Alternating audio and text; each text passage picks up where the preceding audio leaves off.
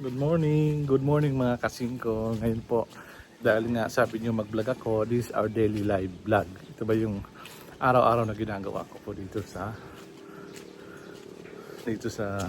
Nueva Ecija. So pagkagising ng umaga, magluto ako almusal, o kaya minsan diretso ako sa bahay sa Casa Francisco. Yan po sa mansion ni Kuya Roel. Tapos pagkatapos pumakasing ko, after that, pagkain, naglilinis na kami ng resort. Ayan.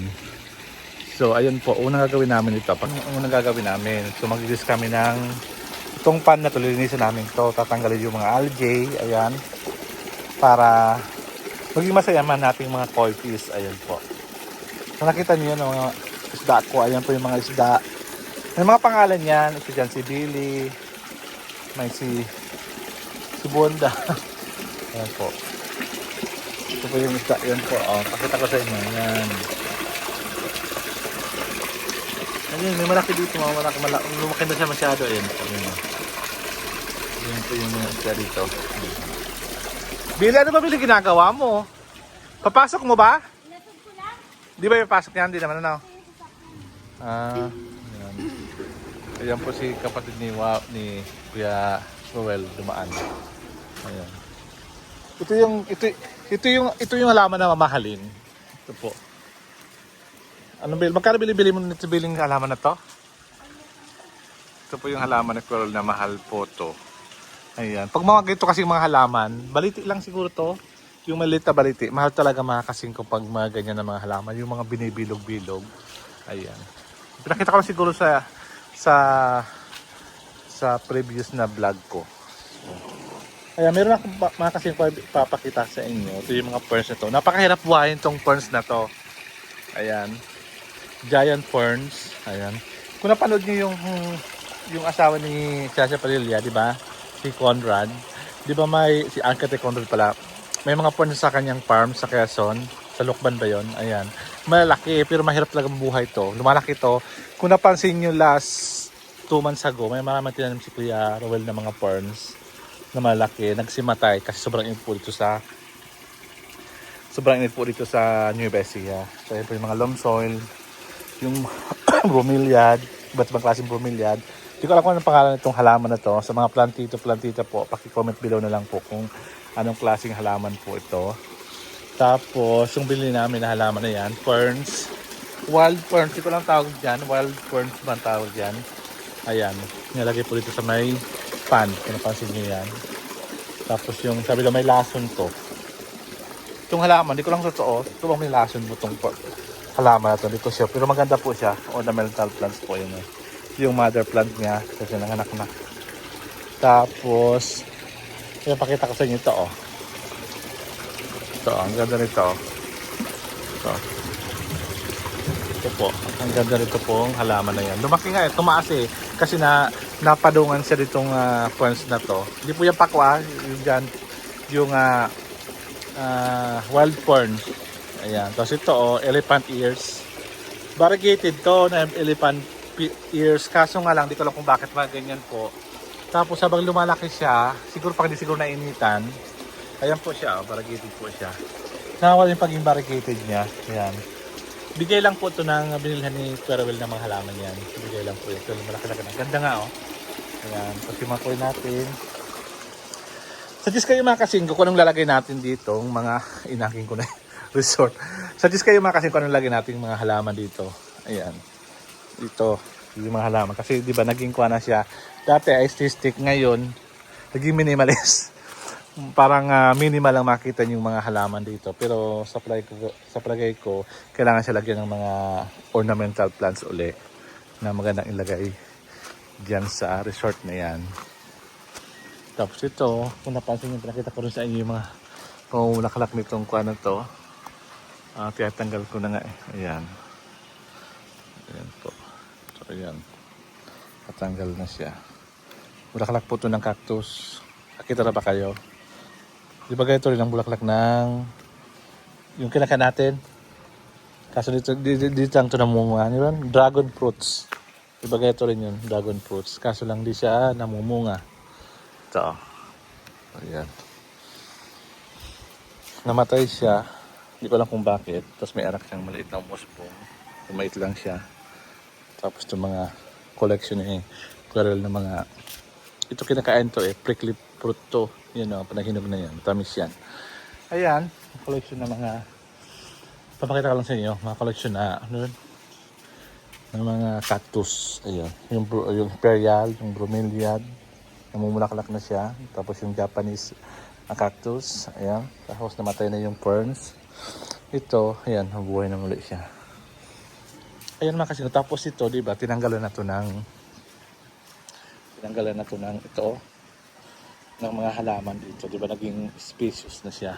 Pero parang lalagyan pa itong mga halaman. So, comment down below kung anong magandang halaman na ilalagay dito. Tapos yan, oh, yung dates, ayan, nakaganda. Tapos ito po mga kasingko, meron din dito mga bili namin na Japanese bush. Ito, oh. Ayan, Japanese bush po yan. Ayan po. Tapos yung yucca. Ayan. Wait lang. Tapos ay yung ito. Mahal daw to na kwanto cactus. Pero siguro yan oh. Tapos si Billy. Naglilis din si Billy dito sa kabilang resort. Papakita ko sa inyo kung saan naglilis. Ayan po mga kasingko. Yan mga, ayan si Billy. Ayan po yung mga kalachuchi. Kaso wala pa po. Wala po iba't ibang kulay niyan. Merong red, yellow, tapos white. Wala po. Puro pink lang po. Tapos ito na kulay ang meron po dito. So baka meron kayong mga red oh. Comment down below para makabili tayo. Para malagyan dyan. Oh. Kaya kasi yun daw kasi ang mga bagong pa ngayon eh. Mga bagong design. Ayan. Pupunta muna ako dun sa mansion ni Kuya Rowell at tayo sasabihan ko kasi tumawag yung taga-church daw. Tumawag si Kelly sa akin. At may sasabihin. Ayan mga kasingko. So, di ba ang ganda dito? Oh. Oh. Ayan siguro tanggalin niya. Nilagay lang dyan sa gilid kasi mainit. Tapos makipakita ko sa inyo dito.